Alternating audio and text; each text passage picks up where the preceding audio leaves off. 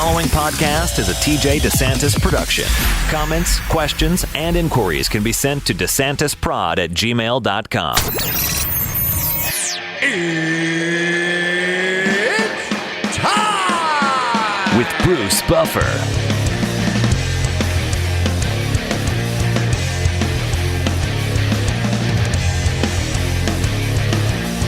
And now, it's time for the voice of mixed martial arts. We are live! It's Bruce Buffer. Bruce Buffer.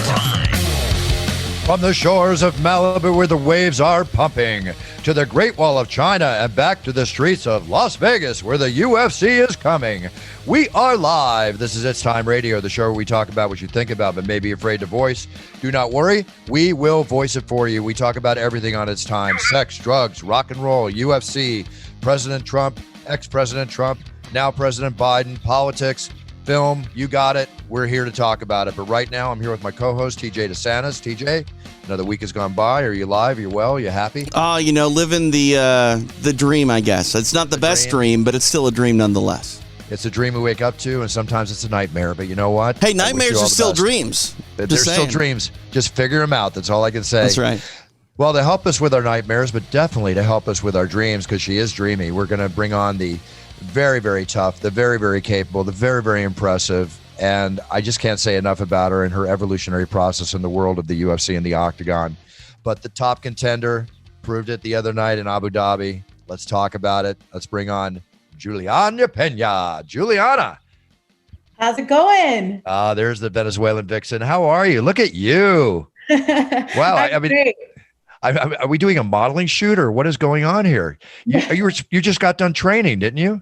I did. Yeah. We were at Wednesday's a live sparring day and I literally had to rush out of there. They're like, oh, you're just trying to get out of sparring. I'm like, I already went my 3 rounds, dude. I got to go. Like I have an interview with Bruce. So, I mean, I got ready as fast as possible. So excuse the curly mess instead of, the beautiful curls, but whatever. We're working with what we got. Julianna, you're beautiful even when you're so-called self-messy. You said it. I didn't. It's okay. We're all happy. No problem. Thank you. Anybody that can jump into a phone booth after sparring 3 rounds and come out looking like you, they definitely got something going. So it's all good. So how is life? How's life after Abu Dhabi? Your big win over Sarah McMahon, who I have to say, every time Sarah walks in the octagon, she's one of the strongest women at her weight I have ever seen. I mean, she is just so strong. When you got in the clinch with her and you were going back and forth, did you feel that strength? Can you feel the power that she has? I will say she's definitely strong, but no, I've actually been in there with a woman who was much stronger than her. And so I was like, it's always surprising. You always expect that when you fight this person, they're going to be like the strongest person you've ever felt. And so I'm always preparing for that. And then once we were in the clinch, I'm like, she's not that strong, So I definitely felt some stronger girls in my career. Well, I have to ask you, who's the one that was so strong? Who's that? It was Nico Montano. Oh, really? Yeah, but I honestly think that also equates to the fact that I took the fight on 2 weeks' notice and I wasn't, lifting or in the gym or like going all crazy. I literally filled in the last second. And so I think and it was my first fight back in 2 years since having a baby. So I think like getting back into the mix of things and literally like going up against a strong girl like Nico, I was like, oh, dang, she's strong. Like I wasn't expecting her to be that strong, but she so far has been the strongest in the clinch that I have felt. Talk about your baby. Your daughter now is 3 years old, correct? Which we just chatted on. That time just flies so fast. It's unbelievable. And, one of the few women that actually is an active fighter that has had a baby and then come back into the octagon. Was that a big transition for you after, going through the whole process of pregnancy and birth and everything afterwards that women go through? That had to be different, I assume. It was huge, especially because I didn't know that I was going to give birth by C-section. I was literally had an emergency C-section. I was almost 41 weeks pregnant, and you're supposed to only be less 40. Wow. And 40 weeks and 6 days, and they're like, we got to get this baby out now. So they cut me open. I don't know if you're aware of this. They literally slit your stomach open, take out all your guts, and then remove the baby, and then just shove everything back in and sew you back up. So I wasn't expecting that. And that requires a little bit of extra healing time. Your abs have to come back together. You have to make sure you get work done on your C-section. Thank God, shout out to Mercier Therapy, because, without that massage work, I don't think my body and my organs would have come back together. Because when they stick everything back in, everything fuses together without the proper massage techniques to get the blood flowing back in through your organs. And so that was really important work that I had to get done for about 6 to 7 weeks straight. And then after that, it's getting back into the grind. But, I think I could have come back faster, but my objective was to enjoy this time with my baby. Like, I literally made sure that I didn't do anything for the first year, just because I just wanted to just enjoy the moment of being a mother. Being a mother was something that I always wanted to accomplish. And I just didn't want to feel like this massive rush, like I got to go now. So I definitely took my time, and I'm happy that I did that. I kind of went back on my own terms, as opposed to, needing to fight immediately after giving birth. And so I really enjoyed my time with her. I think, and I'm sure you're still enjoying your time. I really am. Yeah, she comes to every practice. She's She's like the mascot. Future bantamweight in the field here. I have to just comment real quick, TJ. Yep. Thank you for the description of the C-section. I'll tell you, because I'm very familiar with C-section, not because I've ever gone through it with a girlfriend or anything, but I was on the other side. I was a C-section baby. Okay. So I came out and felt it the other way, as my brother Brian was. Now, back in the day when I was C-section, my little mama, my beautiful little 4'11" mama, they hit her with the battle axe, up and down, the scar from like the belly button down. Oh, I see.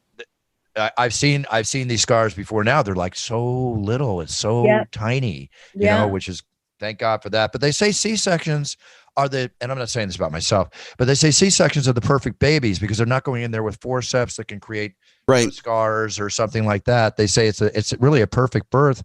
And a lot of women that I have talked to, with the exception of my mom, which you heard I was going to be another C-section for her in those days, they liked it. They liked the fact it was in and out. Yeah. What was really interesting is that like a lot of my friends were pregnant at the same time, and their babies had like smushed flat heads, like Aztec, like flat on the back. Yeah.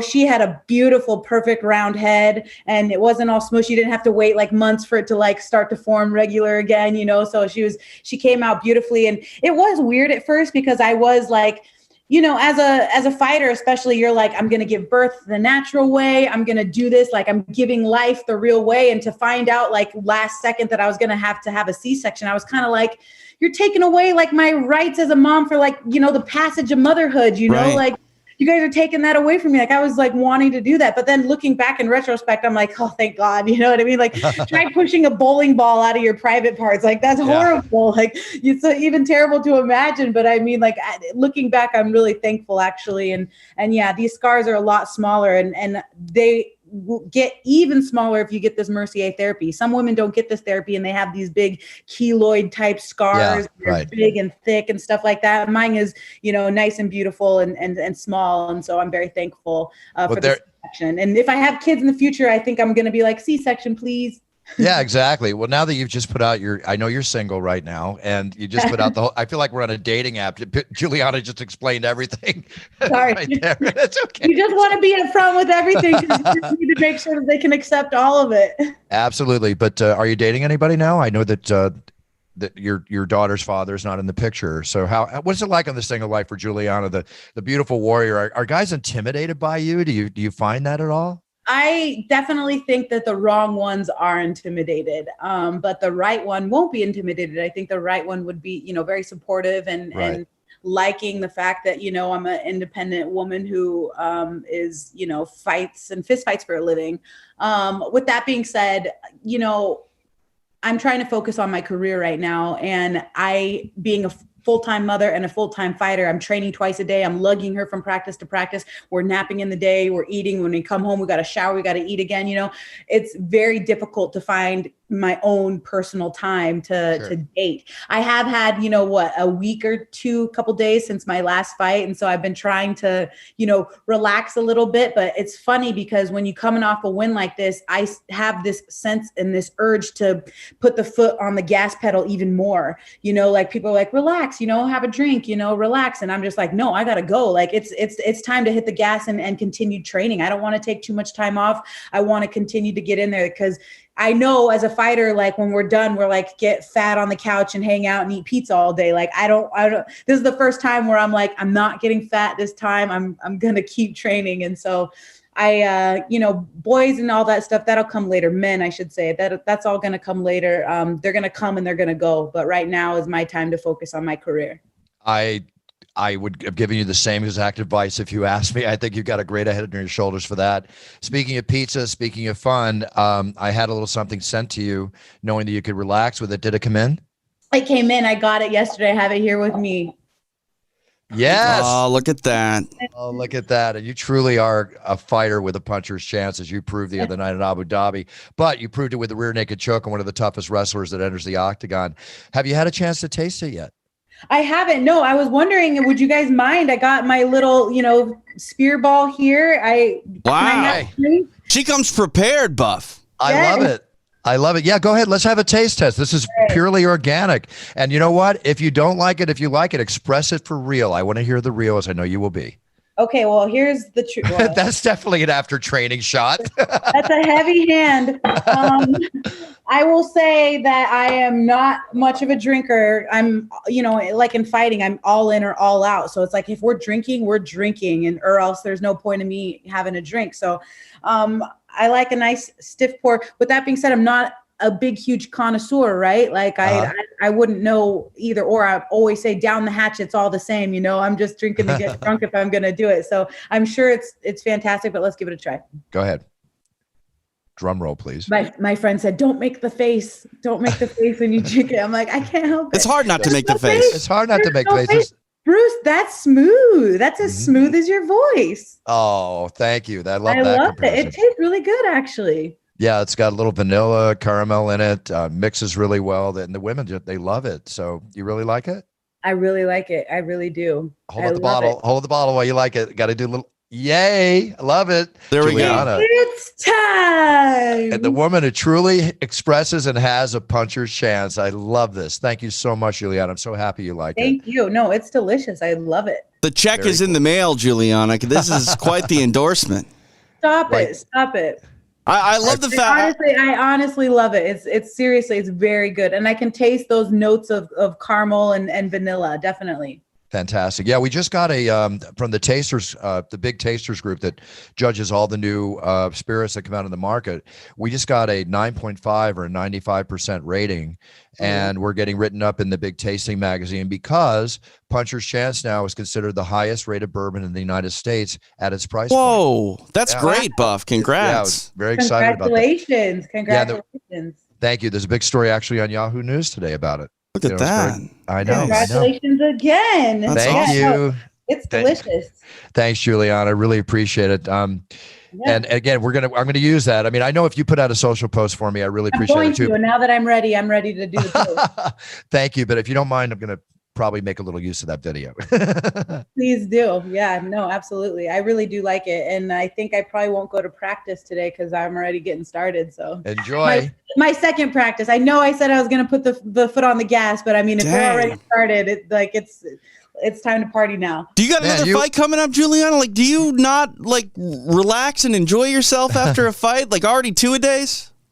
I know. And you know what? Today was the worst day to go because it was like the one day a week where we spar really hard. And my training partner, she just punched me in the nose and I got so mad at her. I told her, just relax. Like, I'm just coming back. And they're like, you shouldn't have showed up on sparring day. I'm like, well, sick. Like, come on. But no, I don't have anything lined up right now. I'm trying to get something lined up. I really want to try to put the pressure on the UFC, which I don't know how well that's going to go when you try to fight the machine. You're bound to lose. But, Amanda hasn't fought in the bantamweight division since 2019. And so, they have stripped people's titles for less than that, So I'm just like, if you're not going to fight at this weight class, give it up. Let me rematch Jermaine Durandiman at 135 for the belt, and just stay at 145. I keep hearing she's not wanting to come back down to 135. And so this is the weight class that I compete at. This is the only weight class that I want.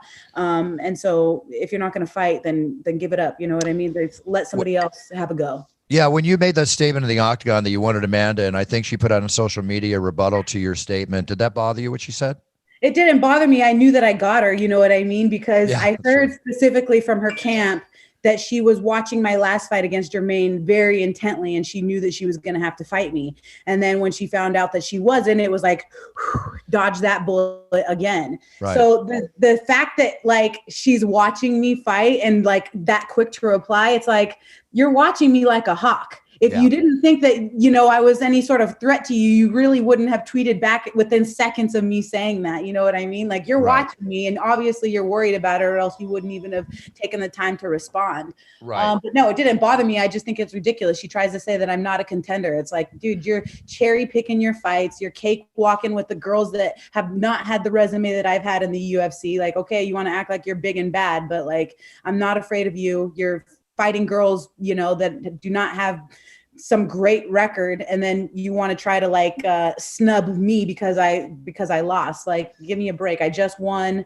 There's girls that have been 0-2 fighting for titles. There's girls that have done way less that have been able to fight for a title. So it's kind of like very frustrating in my position. But you bring up a good point, Julianna, because I mean, when I look at Amanda Nunes, a lot of people are saying, she's bound to retire because there's not competition for her. I think there's one name at 145 that people want to see her fight, and that's Megan Anderson. But the next name that's logical to me would be yourself at 135. You haven't fought her. You deserve that opportunity. You've been someone that has been, sort of this dark horse of this division that you haven't been anointed the number one contender. I definitely could see that fight happening within the next year. The question is, though, if you have to fight someone else to get Amanda and it's not for a title, do you take that fight or do you try to wait? I don't know. I made a choice to fight Valentina instead of waiting to fight for the belt. And that was the position that I was in. It's always like, oh, you got to fight one more. Oh, you got to fight one more. Oh, you got to fight one more. It's like nobody else is fighting one more. Nobody else is having to do this. I have been consistently fighting since 2013, minus a knee injury and minus having a baby, but I've continued to fight. Nobody has had their hand raised in the octagon more times than I have, except Amanda. And she is acting like she's cleaned out the division, and I'm the only one still here saying, hello, fight me. People are like, oh, she'll do this and she'll do that to you. Well, I outstruck Jermaine. I outstruck Valentina. You can go back and look at the stats.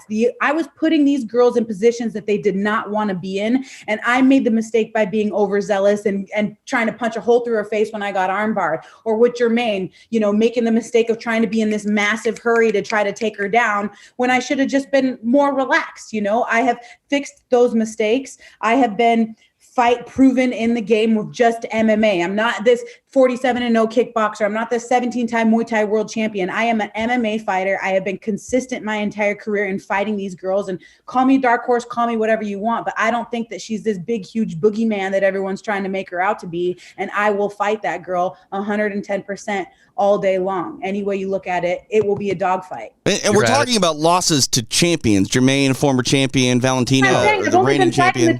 Top competition my entire career. Literally. I've literally fought Valentina, Jermaine, number one girls, number one contenders in the world. Like nobody else has had to do that. Nobody else had to fight top competition, top three, every single fight, top three, former world champion, Nico Montano. Like, I mean, literally it's very frustrating from where I'm sitting. We're going to help you out, TJ. This whole thing, we got a nice little video clip. We're going to send it over to Mick and Sean and say, guys, come on, think twice about this.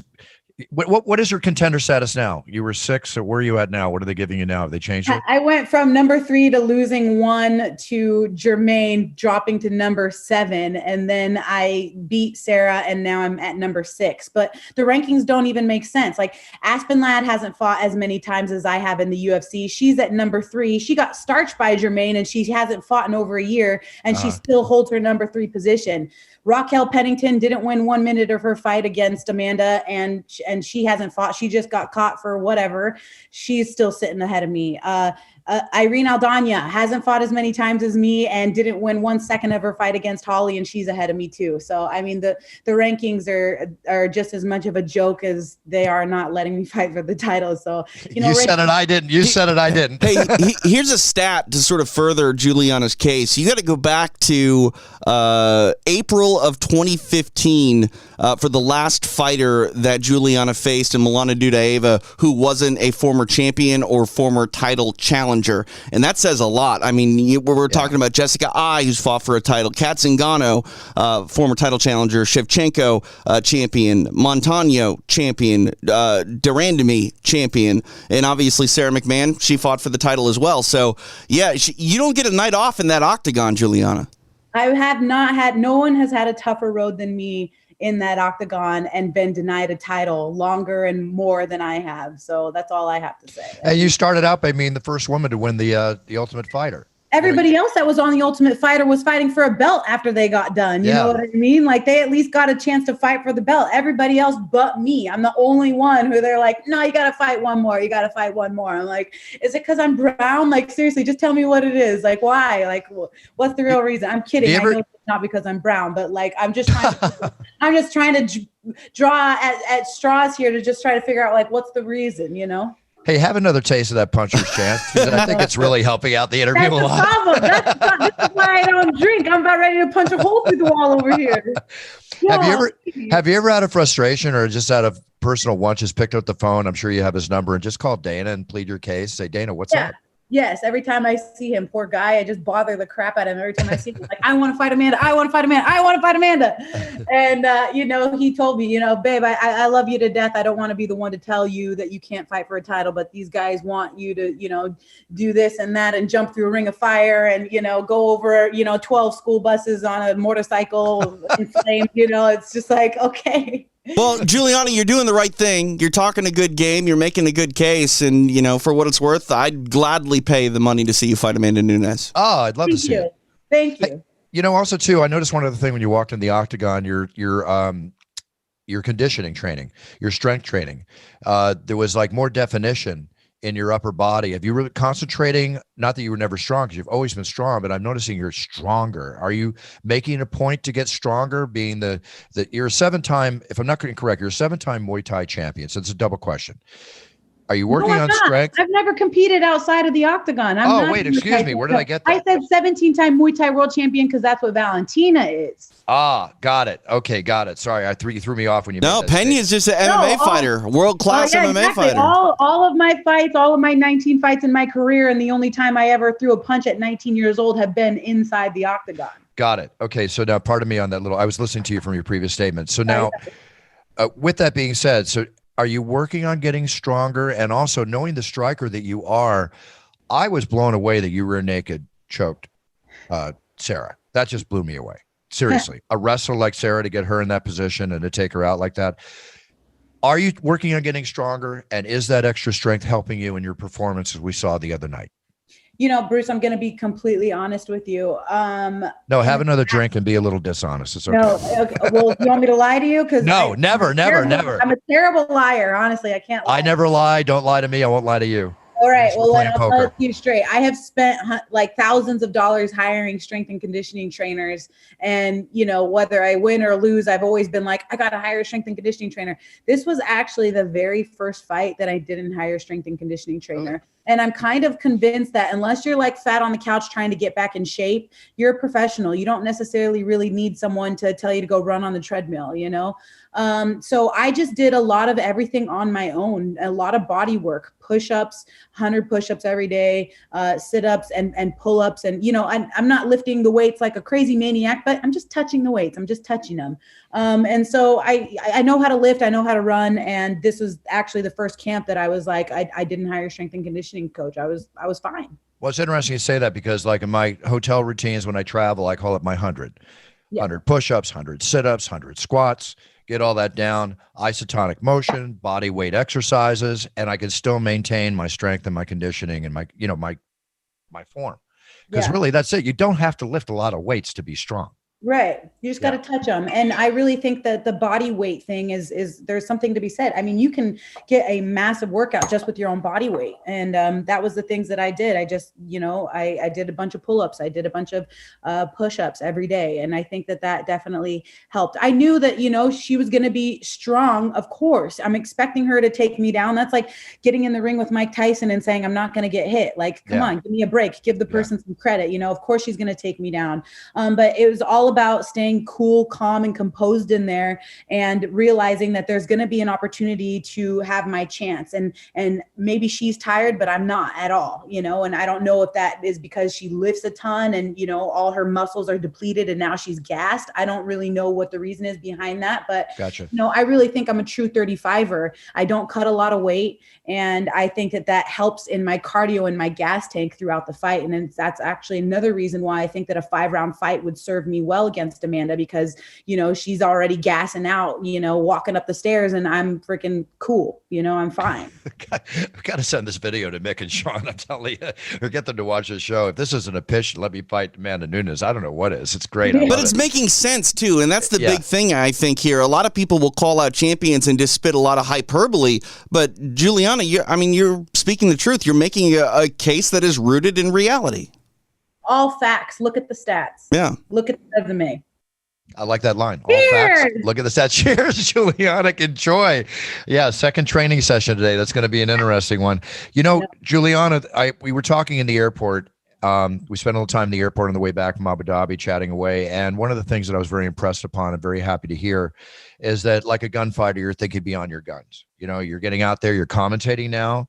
Tell us a little about that. And is this a career that you see yourself going into in the future when you decide to lay down your guns? Yeah, you know, as you can tell, I got the gift to gab. I could do this all day long. Yeah, a little bit. I'll talk to a rock, you know what I mean? So, and especially when you're passionate about something. I have been engulfed in MMA since I was 19 years old, and that's kind of been my entire world. I don't really see anything outside of, you know, making a career in the MMA field, whatever that may be, because this is all I know. With that being said, I'm passionate about MMA. I love to talk about it. And I was given the opportunity by Campbell McLaren to be their English commentator for their English side. And, you know, it is such a great experience and such a great thing. And not only that, but it doesn't even feel like work. It feels like fun time, you know, like I could watch fights all day and talk about it all day. So definitely opening up other doors in MMA, I think, is important. You want to, you know, have your exit strategies. You always want to have 8 different exits. And so, commentating is something that I love. It's something that I enjoy, and getting those reps and honing in on a different skill set outside of the octagon, I think, is very important. And it's something that I love. It's something that I'm passionate about, and we'll be back on air here soon, March 27th. Well, you know, you sound like me because you talk with me enough to know that I follow my passion in everything I do. And when I hear you say that, you're waking up to live a lifestyle. You're not waking up to go to work. And that's the beauty of the whole situation. Plus, that is my original employer. You know, Campbell McLaren, because he was with. Isn't he a riot? He is so. Oh fun. yeah, he's a kick. There's no question, and they're doing a very good job with their show. They're getting excellent ratings, from what I understand, and that's a good visual for you and a good test for you. And quite frankly, you never know when you're going to get the call from the UFC with all their varied shows they have out there. So you're on the right path. You got a successful fight career. You're pleading your case to fight Amanda Nunes. I know you'll take on anyone, anytime. You're the type of fighter that stays in shape 365 days a year. You proved it coming in on 2 weeks' notice. Now you've got and you have your beautiful daughter, and whatever lucky guy gets to be, you know, spend time with you and get to know you, he better deserve the right. Otherwise, have a perfect world right now. This is Amanda's world. Yeah. Julianna's world. Pardon me, Julianna's world. No. Who wants to step into Amanda's world? Anytime she wants, we'll do that. Exactly. So, is there anything else you have planned for the future, or just stick with the plan at hand? No, I have my eyes on the prize and my goals in sight, and that's all I see. That's all I want to do. So every day I just wake up and figure out what can I do to go forward towards my goals. I think another important thing is being present in the moment, enjoying your time and enjoying the moment. And I think that, life is such a blessing, and I got a roof over my head, food in my belly. God gave me the best, most beautiful, precious gift in the world, and being a mother and giving me my daughter. So I honestly, I don't have a complaint in the world. I am so blessed and happy and genuinely in such a great spot right now, mentally and physically, that I just, I thank God for waking me up every single day. And you can never lose sight of that. You just always need to give thanks and gratitude. And I'm just absolutely thankful for being here right now on your amazing podcast, and for the puncher's chance. Thank you for giving me a puncher's chance, and for, at least hearing me out and realizing, I'm not trying to be arrogant. I'm not trying to be, talk crap. I'm just frankly giving facts. And, this is my truth. This is her story. This is my history. And so, thank God for life and that I get to wake up and do what I love to do every single day. I love hearing this, because that's my wish for you, as it is for every fighter. Plus, I want you to make millions of dollars, is my wish for you, as it is for every fighter. And I want that to happen. And your attitude it's pure, it's humble, and to be great is to be humble in greatness. And you're on your way to that as you move forward. And I just wish you all the best, Julianna, because I think other female fighters as well as male fighters should take note on your attitude and your opinion about what you're doing now, what it takes to succeed in this one-man army world that you live in. Because when that octagon gate closes, it's only you. Your trainers, everybody are on the other side of the world. It's all about you. It's all on you. Loneliest game in the world. And I commend you for it. And I'm honored every time I get to announce your name in the octagon. I enjoy being your friend, but I enjoy watching you as a fan, my dear. I watch you as a fan. Thank you, Bruce. Love to watch you fight. And I'm a fan of you always as well. I mean, you're infamous. You're amazing. Oh, thank you so much. Thank you. Now I'm going to turn red and humble. TJ, anything? I try to be humble when I can. Anything for Julianna, TJ? No, I mean, I think this interview really summed up who she is as a person and as a fighter. And I just appreciate the window into your life over the last 20, 30 minutes here, Julianna. It's always nice to have a real conversation with someone. Thank you, TJ. I appreciate you guys. Thanks for having me on. Oh, thanks, Julianna. Thanks for enjoying Puncher's Chance. Thanks for your honest review. And if you throw out a post, of course, that's always appreciated, which could mean another bottle or two or three will be on the way. I'm on it. I'm getting on it right now. I slapped some mascara on. I took a shower. I'm ready to make a post for you, Bruce. I love it. I love it. Tag me. Can't wait to see it. Right. TJ, ABC, always be closing, that's always right. be promoting. It's the name of the game. And when you have a product like Puncher's Chance, it's a lot of fun to promote. But aside from that, Julianna, you're a class act. Thank you so much. Thank you for being on. Have a good day, you guys. Take care. It's time to begin! Who am I kidding? I'll let him do it.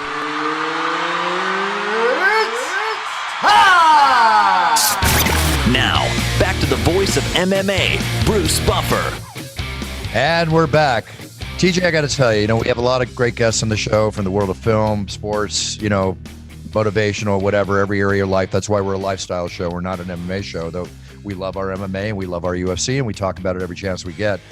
That was very, very enlightening, because what we have there is obviously a woman who came in, won the Ultimate Fighter, spent years fighting the octagon, still trying to make her point, wanting Amanda Nunes, everything else. But that is what I call a winning attitude, right? Very positive, ready to take on the negatives and ready to do what it takes to win, a single mother. I mean, that's what they make movies about, girls like this. Right. Yeah. I mean, she's a woman that has a growth mindset, a positive mental attitude. And, that's the cornerstone of anyone who's successful, not just in fighting, but in life as a whole. Exactly. She can punch you straight in the face and she can drink you down under the table, obviously. So, she was enjoying her puncher's chance. Yeah, she went back for more, Buff. And like they say, people that like to work hard, like to play hard. And, Julianna said, if I'm going to drink, we're drinking. And she did just that. I love it. I love it. I love the honesty. I love everything about it. So that's that's definitely a very, very enjoyable interview. I hope everybody enjoys it when they watch it on the Julianna Pena. She's the first person to do the live taste on the air with us here. Yeah, I haven't even done a live taste. She's the first one. Yeah. Yeah, I got to do that. Next time when we have this done, I'll take a live taste with them and with you. Right? I don't know about that. Have you tasted your puncher's chance yet? I've not. I don't drink, Buff. So like no matter what, like it's not going to taste good to me because maybe it will. I don't know. Maybe I just drink one sip and like my life is changing. Do that for me one time. I would like to hear the non-drinker's opinion of the drink they just drank because I have had that from a couple people. Next week, they liked it. Next week, I'll bring in a bottle. Air. We'll do it on air. All right, got it. All right. Okay. So let's go on to some things in the news here. Well, first off, sticking with UFC, we have a UFC this weekend. I'll be in Vegas announcing it this weekend. My jet lag is worn off. I realize where I'm going.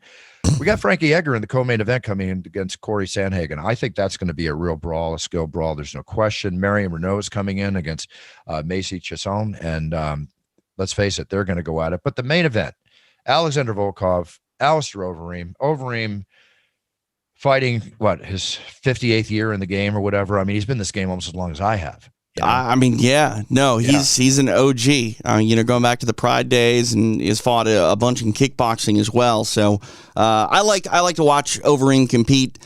Takes me back to my young fan days in mixed martial arts, and he's got a tough opponent in front of him. This will be a fun fight.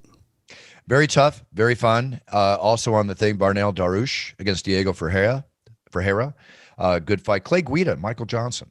Yeah, okay. Like I looked at that fight and was like, wow, look at these two, old school guys fighting. They've been around in the octagon for a really long time, and that's a fight that you got to tune in early for, because if you miss it, you might miss fight of the night.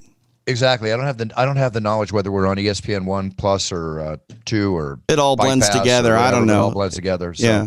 Anyway, I'll be there for that. Now, this show starts early because the first fight is at 2 o'clock, if I'm not mistaken, California time, 5 o'clock Eastern. I'm sure the East Coasters will love that. The show is over at 8. My driver and I are heading off to Vegas on Friday. And quite frankly, TJ, I'm hopping in the car right after the show and going right back to L.A. Nothing wrong with that. No, I want to relax because Super Bowl Sunday, of which let's talk Super Bowl Sunday here for a second. We've got the Kansas City Chiefs and Tampa Bay Buccaneers going at each other. It's weird to see Tom Brady in a Buccaneers jersey. It's still sinking in for me.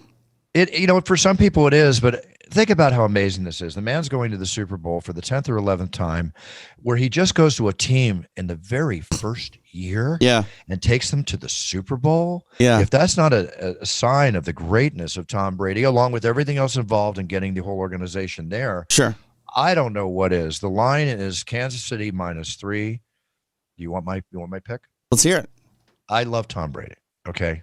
Tom Brady once said to me at the UFC, and it came out, I said, Tom, you're one of the greatest of all time. He said, you are the greatest of all time. My jaw dropped when I heard that from Tom Brady. But Tom, do not get mad at me. I really want to see him get the ring, but the bet is Kansas City -3. I think most of the money's going to go on Kansas City. Yeah. And if you do bet on Kansas City, take it from not a professional, but a semi-pro football bettor for some 30 years where I can bet legally. Buy it down to 2.5 points. Okay. Just don't take it at 3. What you do is when you make your bet at the sports books in Vegas or wherever it's legal, you buy it down, you pay a little extra what they call percentage on it, and you buy it down to 2.5 so Kansas City can win by a field goal. And never count Tom Brady out. I look forward to a very exciting Super Bowl, but I will say this to everybody out there. This is party time. Super Bowl is one of the biggest party times of the year. I love Super Bowl parties. I love giving Super Bowl parties. I've had some incredible parties at my home. You name it. In my opinion, it's lots of fun. There is no party this year. There's just my immediate family, maybe a friend, if anything, and that's it. COVID has entered into my family. I discussed this on the other show. I will not go into too much detail. Where the 6 degrees of separation has happened, I am now affected within my family. I'll give you one example. And if I told this on the show the other week, please excuse me. A plumber at my cousin's house in Pennsylvania, a plumber just came in to fix something on the sink. Called the next day, said they tested positive for COVID. The entire family came down with COVID 3 days later. You never know what's going to happen, right? Right. One of the closest people in my family has it. They're elderly. They got through it. It's tough. My gardener died of it 4 weeks ago. It's too close now. So just be careful out there, folks. I'm not trying to paint gloom and doom, but we are in a very serious situation. So please keep the protocol and safety. If you have an outdoor party, like I think Kristen in her backyard, she might have a few friends over that are COVID safe in their neighborhood that she has over, like maybe 3 friends, but they would all be outside, right? Where it's safer to be outside. So enjoy the Super Bowl, have fun.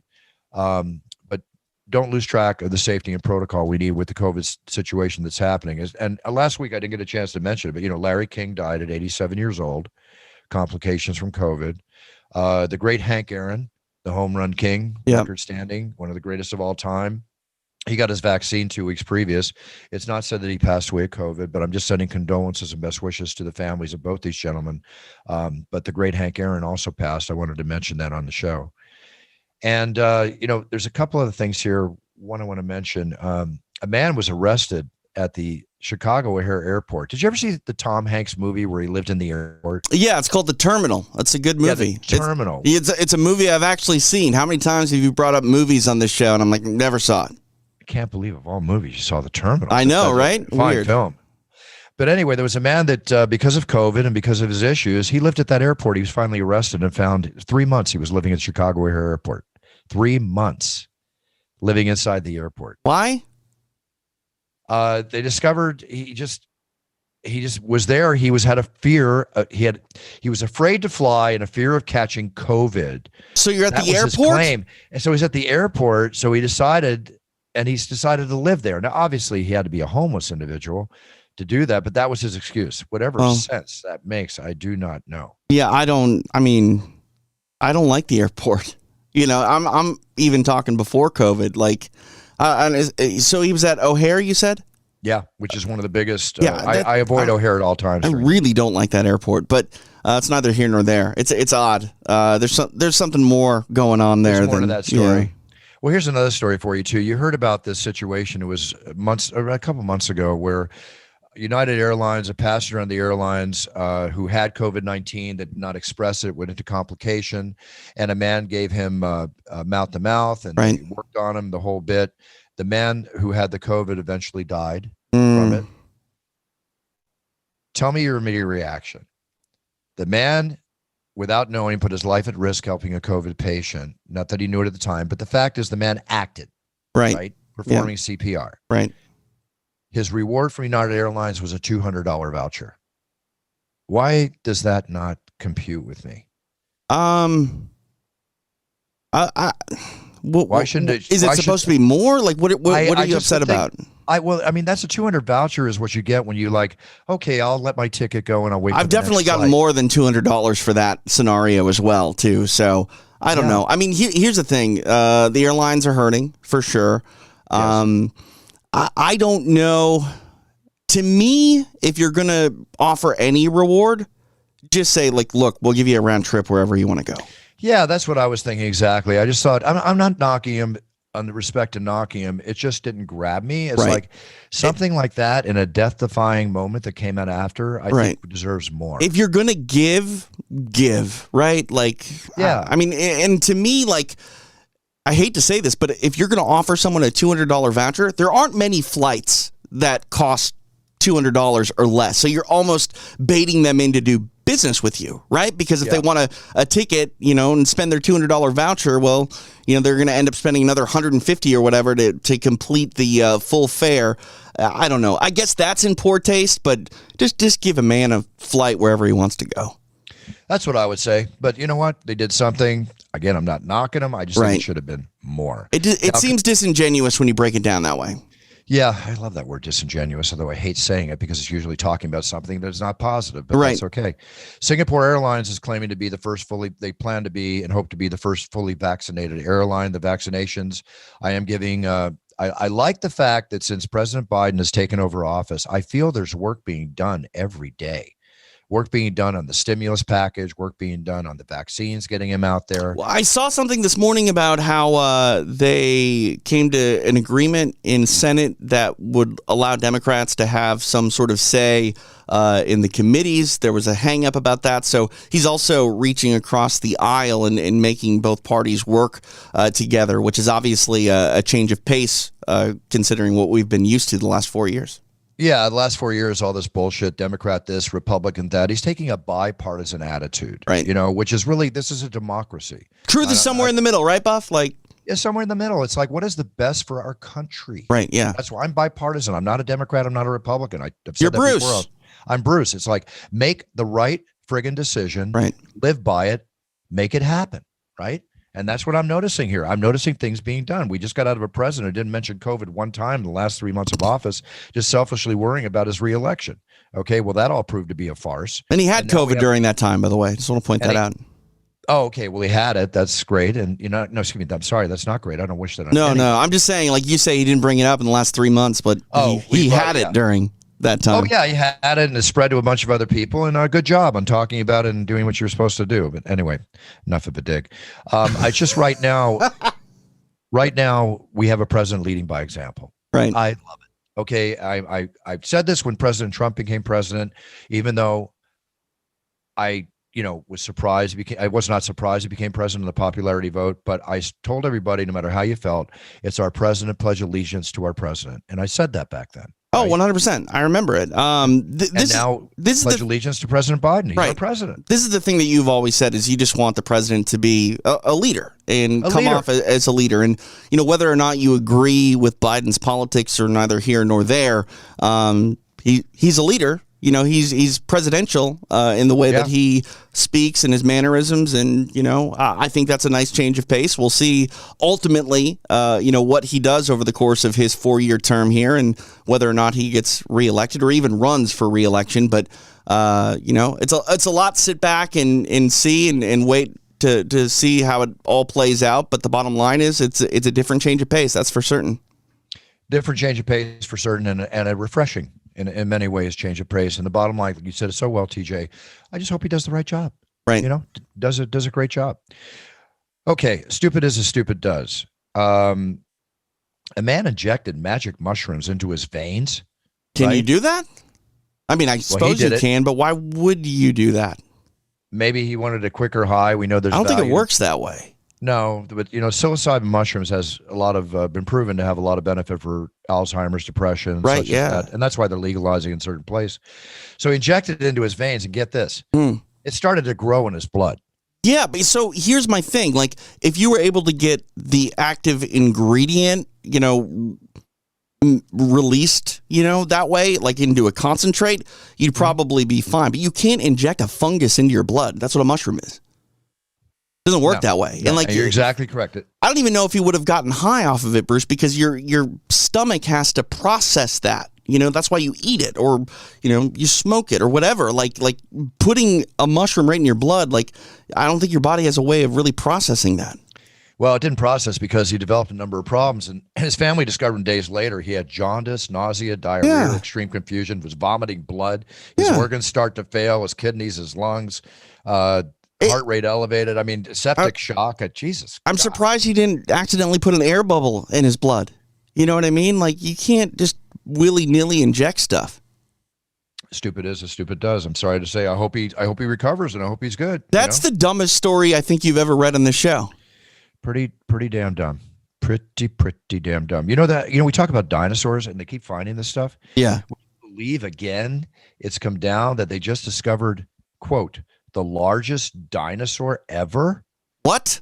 The largest dinosaur ever in Argentina. Do they know what kind of dinosaur it is, or is this like a new species? No, it's the remains of a 98 million year old, what they call a titanosaur. A what? What's a titanosaur? I've never heard of a titanosaur. It kind of looks like a Tyrannosaurus? Well, they're calling it an it's comparable, they say, to an Argentinosaurus. It measures up to 40 meters and weighs up to 110 tons. Do the math. That's 220,000 pounds. That's huge. That's an animal? Dude, it's a good thing we didn't exist when they existed.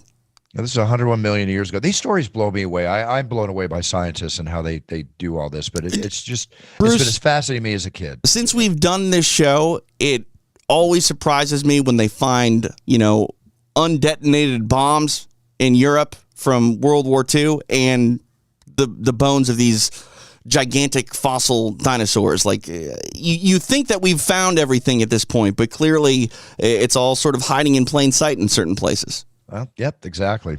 And some things that are not hiding in plain sight, and I'm sorry to say this, BJ Penn got arrested again.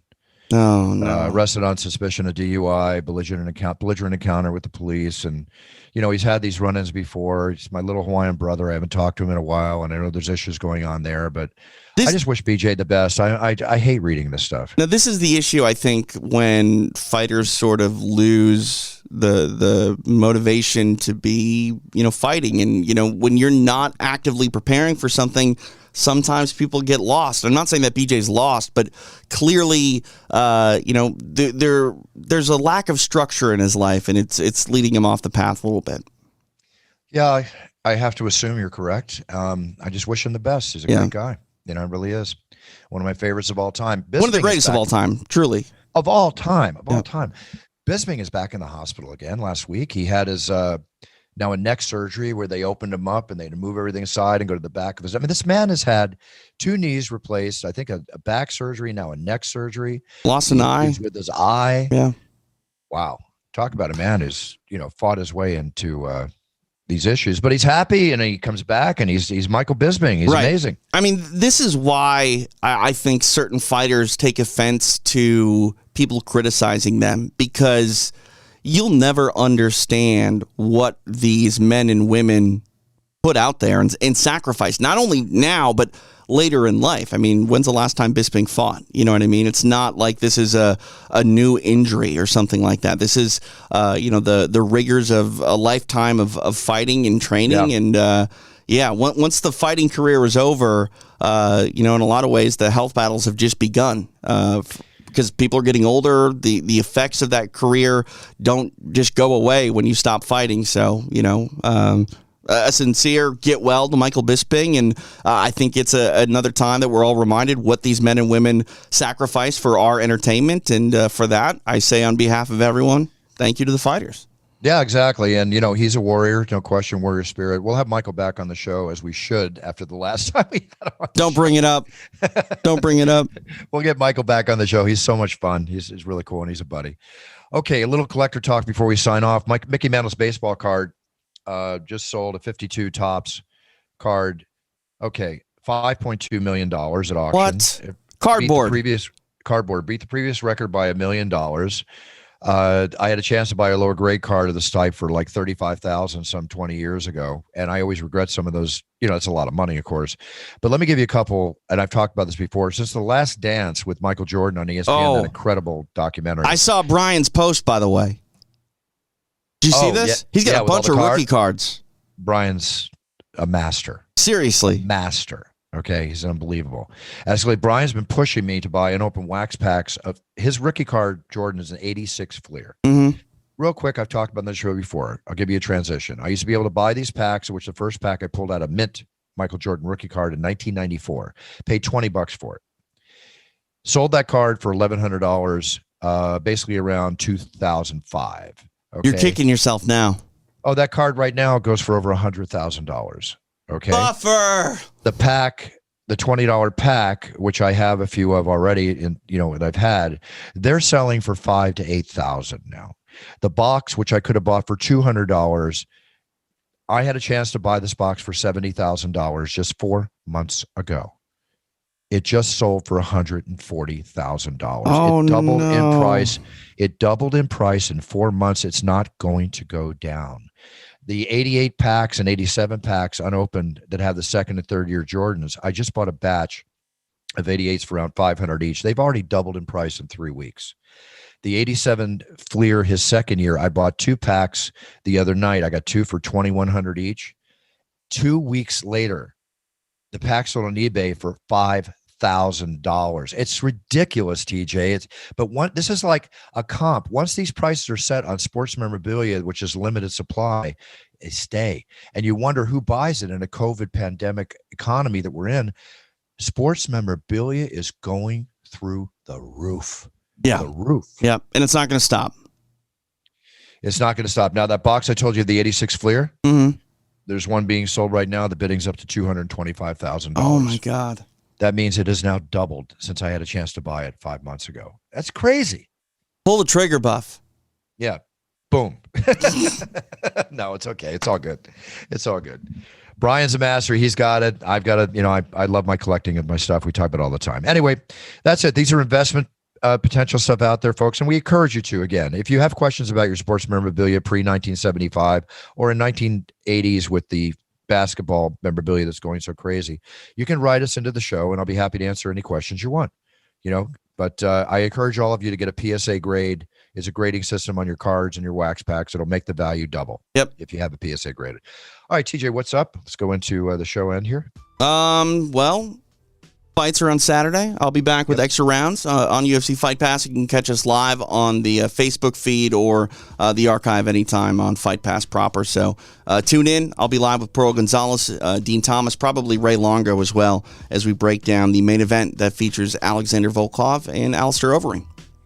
Awesome. And I'll be in the Octagon roaring their names and looking forward to it looks like a really fun show. I'm looking forward to the show a lot. So I'll be in Vegas seeing you from the Octagon. TJ, you have a great week. We'll be back next week with another exciting guest. It was wonderful having Julianna on today, adding a little beauty to our Beast podcast of us. And all good. So now I will see you next week. What was the other thing I want to say? Oh, thank you again. Record month in December. Record month to start off the year in January with all the videos and the audio orders for your championship introductions, weddings, birthdays, COVID best wishes, motivational things, Valentine's Day wishes, cameos coming in. Keep them flowing, folks. Partial proceeds, Animal Military Children Charities. Chris and I are very busy to make everybody happy, and we will continue to do so. Puncher's Chance, very excited, 9.5 rating. Fastest selling bourbon out of the gate in the U.S. market. Pena approved. Chandler approved. Ariel Helwani approved. Approval factors are there. So with that being said, everybody, just like what I do in my life, set your goals, write them down. So when you step out on the path, just be the best you can be. And if you're the best you can be, whether you're first, second, third, it doesn't matter.